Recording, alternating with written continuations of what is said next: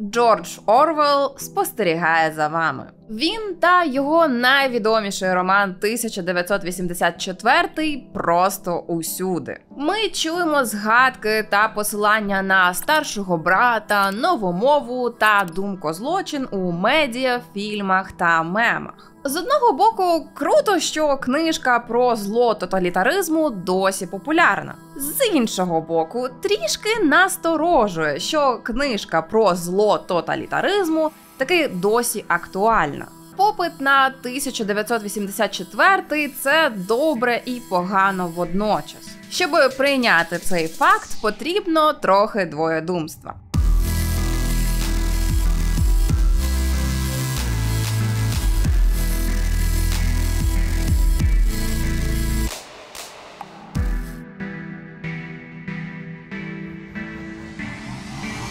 Це відео третій випуск нашої рубрики «Неаполітичні книги», у якій ми розповідаємо про класичні та нові тексти, пов'язані з політикою. І сьогодні у нас на черзі перший художній текст – антиутопія Джорджа Орвелла 1984, яка вплинула на наше бачення тоталітаризму не менше за наукові дослідження. Чи справді ця книга сатира на Радянський Союз та комунізм? Як на 1984 вплинула ядерна зброя та погані журналісти? Про що хотів попередити Орвелл та як змінилося сприйняття його найвідомішої книги? Чому вона досі актуальна в демократіях? І як розкриває питання влади, контролю, свободи та тотальної брехні? Зрештою, чому ця книга страшний, але важливий текст для сучасної політики? Вперед, неаполітичні!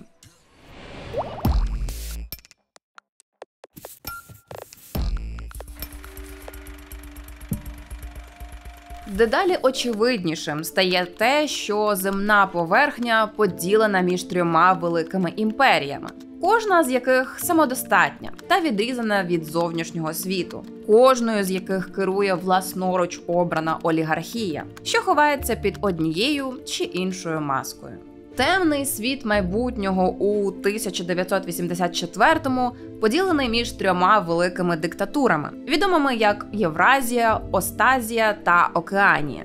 Однак цитата, яку ви щойно почули, не має стосунку до роману. Вона взята з невеликої статті під назвою «Ви та атомна бомба», опублікованій у жовтні 45-го року, за пару місяців після Хіросіми та Нагасакі. Її написав працівник BBC в часи війни, журналіст та демократичний соціаліст Річард Блер, якого ми всі знаємо під псевдонімом Джордж Орвелл. У цій статті відомий, але ще не прославлений письменник намагається передбачити, якими будуть політичні наслідки поширення ядерного арсеналу світом. Логіка Орвелла проста. Якщо зброю легко виготовити чи знайти, вона сприяє демократії та свободі. Адже гвинтівки чи, скажімо, міні-дрони може здобути будь-хто. І навпаки, чим складніша зброя, чим вона дорожча, тим більше перевага у держав, що можуть собі її дозволити. Оскільки ядерна зброя надзвичайно вартісна, то лише наддержави матимуть її. Зрештою, кілька найбільших з них домовляться не задавати взаємних ударів. Проте миру не настане. Триватимуть нескінченні бої на периферії світу. Економічне та політичне протистояння між трьома ворожими гігантами. Але що станеться з людьми, що живуть у цих наддержавах? Стаття Орвелла не лише подарувала світу вираз «холодна війна», але стала одним із поштовхів до написання його найвідомішого твору – 1984. І Орвелл влучив у ціль. У рік виходу книжка стала справжнім бестселером. За півроку у Британії та США продали 250 000 копій. Критики пояснювали шалений успіх тим, що книжка вийшла в моменті.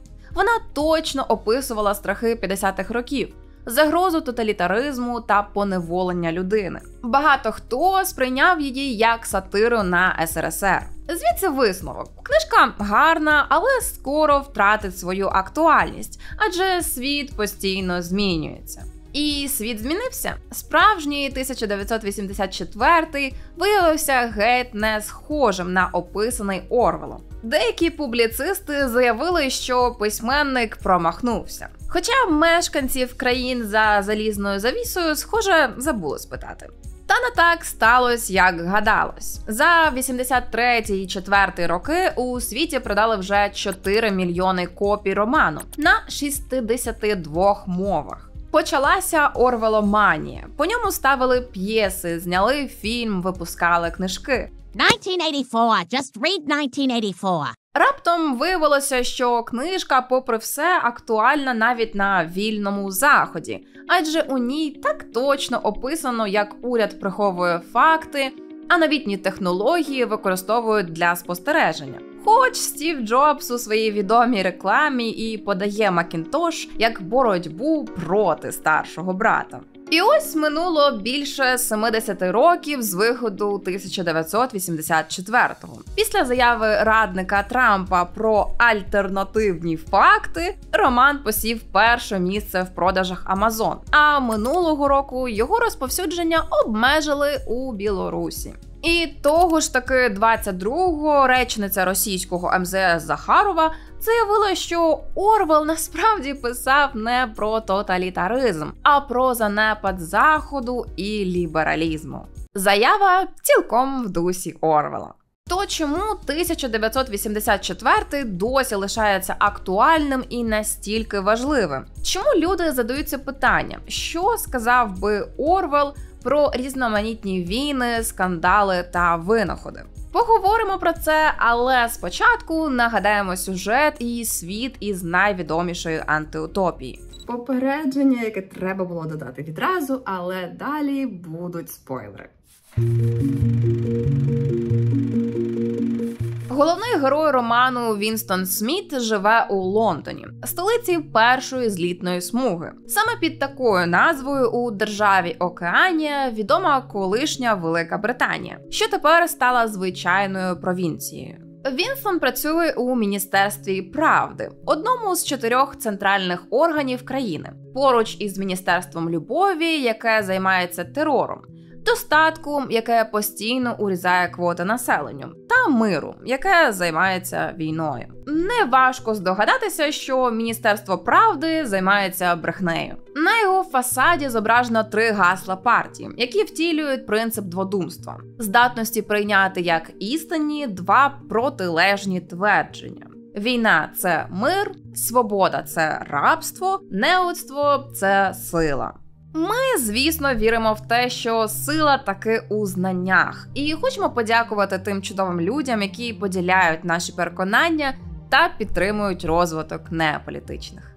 Робота Вінстона полягає у нібито виправленні помилок у старих газетах та книжках, а насправді у їхньому постійному переписуванні, аби ті відповідали партійній лінії. Наприклад, якось він мав прибрати з промови старшого брата згадки про одного з високопосадовців, якого нещодавно репресували і який став неособою. Замість нього Вінстон вписав благонадійного товариша Огілві, якого насправді ніколи не існувало.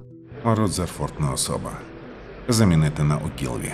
Але тепер він справжній, бо так каже партія. Сам Вінстон є представником зовнішньої партії. Він ходить у синьому комбінезоні. Його життя суворо регламентовано. І за ним повсюди спостерігають з телеекранів. Також існує внутрішня партія, до якої належить вище керівництво. Однак 85% населення складають проли, малоосвічені мешканці нетрищ, які займаються фізичною працею.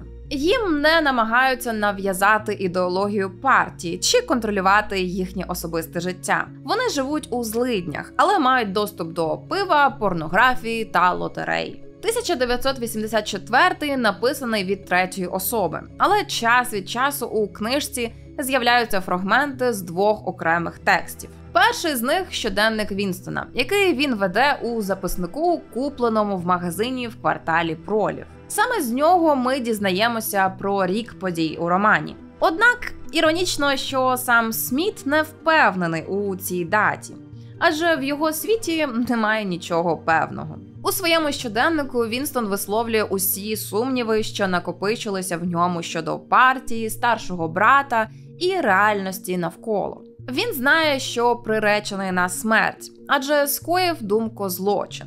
Найбільший переступ в океані. За думкозлочин не карають смертю. Думкозлочин – це і є смерть. Це абсолютний злочин, що охоплює решту злочинів. Тому рано чи пізно про нього дізнається так звана поліція думок, і тоді він просто зникне. Його зроблять не особою, одним із тих, кого він сам викреслює зі старих газет. Одна з головних тем його записів – свобода, яка є можливістю сказати, що 2 + 2 дорівнює 4. Другий текст – це фрагменти з книжки Іммануїла Голдштайна «Теорія та практика олігархічного колективізму», яка потрапляє до рук Вінстона і в якій він знаходить відповіді на всі свої запитання. Голдштайн вважається головним ворогом океані, що зрадив партію та старшого брата, а тепер веде підпільну боротьбу проти порядку. Саме Голдштайн є головним героєм 2 хвилинок ненависті, які постійно проводять на роботі Вінстона, і збирає на собі весь гнів членів партії. Прототипом Голдштайна називають Лева Троцького, одного з лідерів більшовицького перевороту,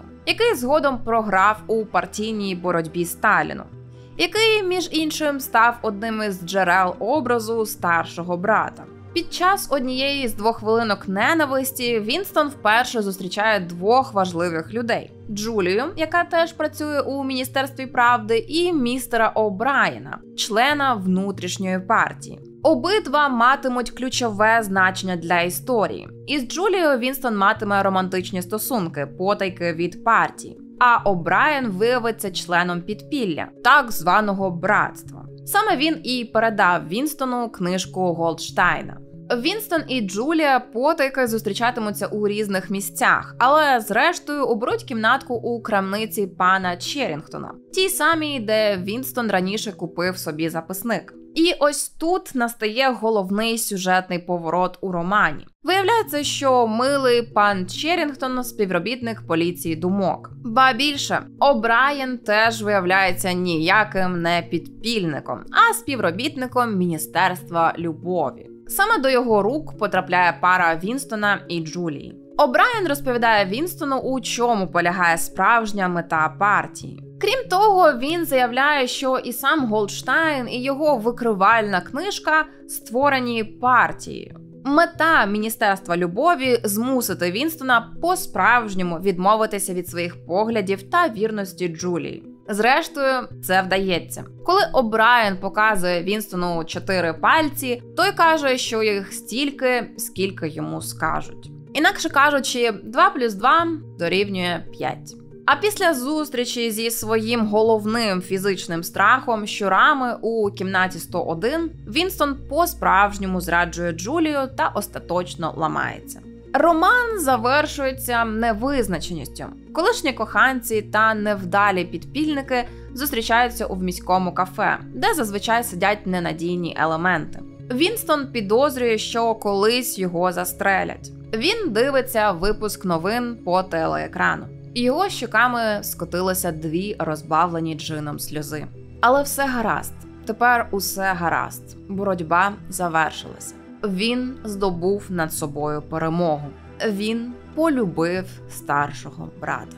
На цьому основна частина роману завершується. Однак далі йде невеликий додаток – принципи новомови, важливість якого наголошував сам Орвелл, коли американський видавець хотів прибрати його. Про зміст цього додатку поговоримо пізніше. А поки розберемося, про що ж взагалі ця історія? Нам не потрібне ні багатство, ні розкіш, ні довге життя чи щастя. Нам потрібна лише влада, абсолютна влада, говорить О'Брайен головному герою у глибинах Міністерства любові. Пізніше він додає, що світ, який будує партія, відрізняється від недолугих гедоністичних утопій, які вигадували у давнину, і натомість пропонує образ свого раю. Якщо хочете зазирнути в майбутнє, уявіть, чобіт, що завжди топче людське обличчя. Жанр 1984-го визначають по-різному. Спочатку роман вважали насамперед сатирою. Це має сенс, але з невеликим уточненням. Попри те, що тоталітаризм Третього Райху та СРСР справді надихнув образ Океанії, роман не є викриттям конкретного режиму. Так, Орвелл справді був глибоко переконаний у лицемірстві та жорстокості радянської системи. Як він написав у передмові до українського перекладу «Колгоспу тварин». Мені надзвичайно залежить на тому, щоб люди на заході Європи побачили совєтський режим таким, яким він є. Я помічаю дуже багато ознак, що СРСР перетворився в ієрархічне суспільство, де володарі мають не більше причин відректися від влади, ніж який-небудь інший панівний клас.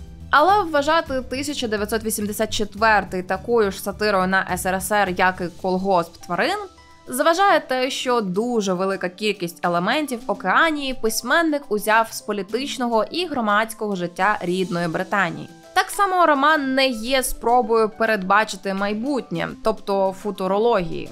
За словами автора, я не вірю, що суспільство на кшталт цього і справді обов'язково постане. Але я вірю, що дещо схоже на нього може постати. Тому, зрештою, за 1984-м закріпився жанр антиутопії. Це слово не було у вжитку в часи роботи над книгою, тому сам Орвелл називає свою книгу утопією у вигляді роману.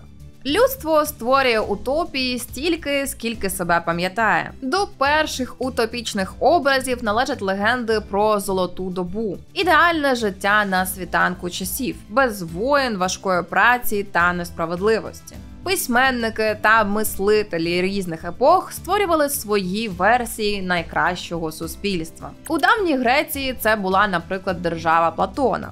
У новий час – утопія Томаса Мора, що дала назву цілому жанру. А останньою впливовою утопією вважається роман Едварда Белламі «Погляд назад», написаний у вікторіанську добу. Не чули про цю книгу? А свого часу це був один із головних хітів, у якому автор, християнський соціаліст, описує чудовий 2000 рік. 19 століття стало епохою віри у прогрес і в те, що суспільство можна перебудувати на розумних засадах. Війн, здавалося б, ставало менше, рівень життя в цілому зростав, а нові науково-технічні відкриття обіцяли щасливе майбутнє. Утім, незабаром цьому оптимізму прийшов кінець. Європу, світовий осередок прогресу, охопили дві світові війни. Хімічна зброя, чистки та знищення народів, руйнування міст і поява ядерної зброї, здатної зруйнувати світ. Зрештою, склався парадокс. Як пише філософ і психолог Еріх Фром, на початку індустріальної доби, коли у реальності не було засобів створити світ, у якому можна бодай всіх нагодувати, людство було сповнене надій. 4 століття по тому, коли ці сподівання стали здійсненними, людство почало втрачати надію. Тому, на думку Еріха Фрома, 3 класичні антиутопії «Ми» Євгенія Замятіна, «Який чудесний світ новий» Олдоса Гакслі та 1984 Орвелла задаються одним і тим самим питанням. Головним питанням у таку буремну епоху. Чи можна настільки змінити людську природу, щоб людина перестала прагнути свободи, гідності, цілісності, любові? Інакше кажучи, чи може дехто забути, що він людина? На думку Орвелла, це здатна зробити влада. Тотальна влада. Але влада не лише над фізичною реальністю, а над свідомістю, над розумом людей. Як ви знаєте, більшу частину історії людство жило далеко не в демократіях. Майже усюди панували режими, які ми б назвали авторитарними. Свобода слова та совісті порівняно новітній винахід. І навіть у найвільніших країнах право користуватися цим винаходом не мали жінки, етнічні меншини та бідні. Однак тирани і деспоти минулого не могли контролювати геть усе в житті суспільства. І, звісно, не могли керувати думками людей. Вони могли жорстоко покарати бунтівників, але не могли зупинити думки про бунт. Але 20-те століття породило тоталітаризм, який завдяки новітнім технологічним засобам та ідеологіям зміг не лише взяти під контроль фізичне життя всього населення, але й спробував залізти у голови людей. Однак навіть тоді лишалася лазівка для спротиву, у яку вірять і головні герої роману 1984. Як каже Джулія: «Нехай катують і змусять сказати щось.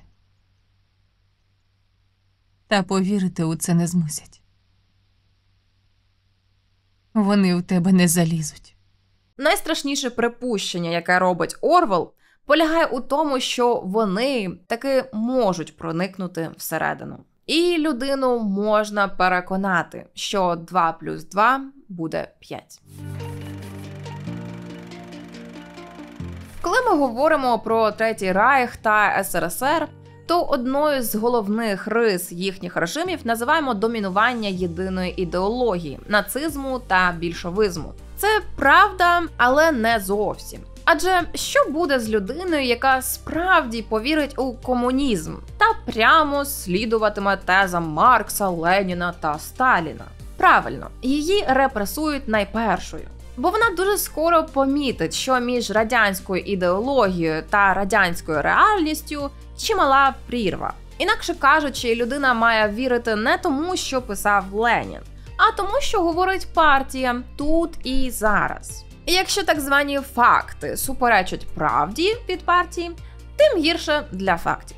Орвела неабияк турбувало ставлення до істини багатьох його сучасників, і не лише в далекому СРСР. Одним із найкращих свідчень цього є його невелика стаття під назвою «Запобігання літературі», що вийшла у 1946-му. У ній він критикує західних симпатиків СРСР та більшовизму, на думку яких свобода мови та право на власну думку є буцімто егоїзмом письменника та людини. Адже навіщо розхитувати човен? Між іншим, одним із таких неспокійних був і Вінстон Черчилль, якого багато хто не любив за прямоту і звичку руйнувати суспільний спокій. У цьому британський політик нагадував Орвела, хоча вони і мали різні політичні погляди і практично не перетиналися за життя. Але вони зустрілися у книжці журналіста Томаса Рікса «Черчилль і Орвел. Битва за свободу». І один з наших коментаторів матиме шанс отримати сертифікат від книгарні Сенс і придбати цю книгу.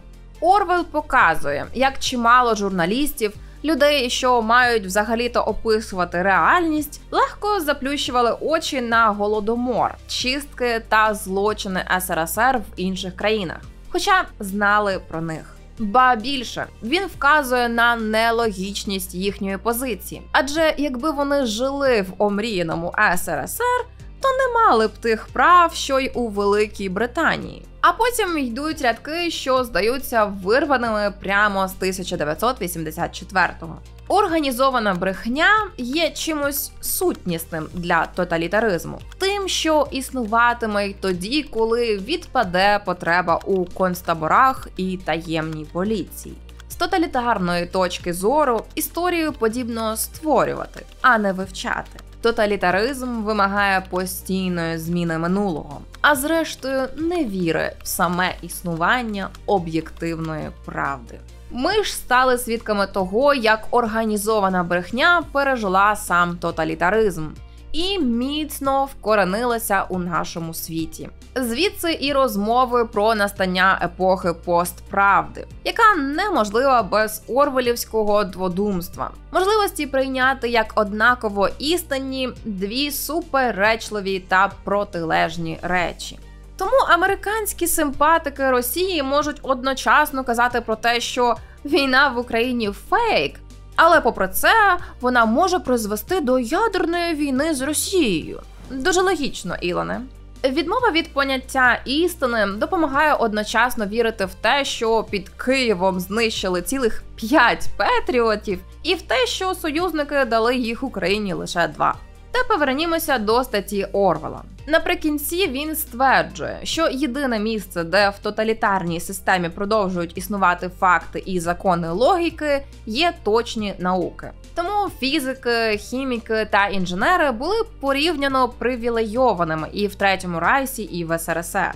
Але так є лише, поки не можна повністю ігнорувати фізичну реальність. Поки 2 + 2 дають 4. Поки, скажімо, ви робите креслення літака. Але у 1984-му Орвелл доводить здатність контролювати реальність до максимуму. Втіленням цього є гасло партії. Хто контролює минуле, той контролює майбутнє. Хто контролює сучасне, той контролює минуле. А головною метою партії є скасування будь-якої реальності, крім тієї, що існує в головах людей. Адже влада над свідомістю дає можливість змінювати реальність, майже не докладаючи зусиль. Як каже сам О'Брайен, якби я захотів, то міг би літати над цією підлогою, наче мильна бульбашка. Я цього не хочу, бо цього не хоче партія. Закони природи творимо ми. Звідси і закономірний висновок. Бог – це влада, а влада – це Бог. Катуючи Вінстона, О'Брайен стверджує, що метою влади і є влада, так само як метою репресій є самі репресії, а метою тортур і самі тортури. З іншого боку, постійні тортури і репресії є неодмінною складовою тоталітарного режиму, без якого він занепаде. Доріан Лінксі у своєму дослідженні роману 1984 під назвою «Міністерство правди» наводить приклад сталінських чисток і сфабрикованих процесів 30-х, які проводили не тому, що партія боялася єретиків, а тому, що їй потрібні були зрадники, яких можна переслідувати. Зрештою, якщо влада – це Бог, то вона і визначає, що таке людина. Ви уявляєте собі, буцімто існує так звана людська природа, і що ми своїми діями порушимо її закони, через що вона проти нас збунтується. Але людську природу створюємо ми. Люди нескінченно піддатливі. А для того, щоб мати владу над людською свідомістю, потрібно контролювати те, за допомогою чого ми розуміємо цей світ – мову. Однією з цілей тоталітарного режиму у 1984-му є загальна стандартизація. Вона найбільш помітна в одязі та способі життя. Представники внутрішньої партії мають типову уніформу та одноманітний побут. Читаючи, ви могли звернути увагу на те, що чи не всі продукти споживання мають марку «Перемога». Сигарети – «Перемога», джин – «Перемога», кава – «Перемога». Навіть будинок, у якому мешкає Вінстон, називається «Перемога». Те саме і з одиницями виміру. Ніяких футів та ярдів, лише метрична система.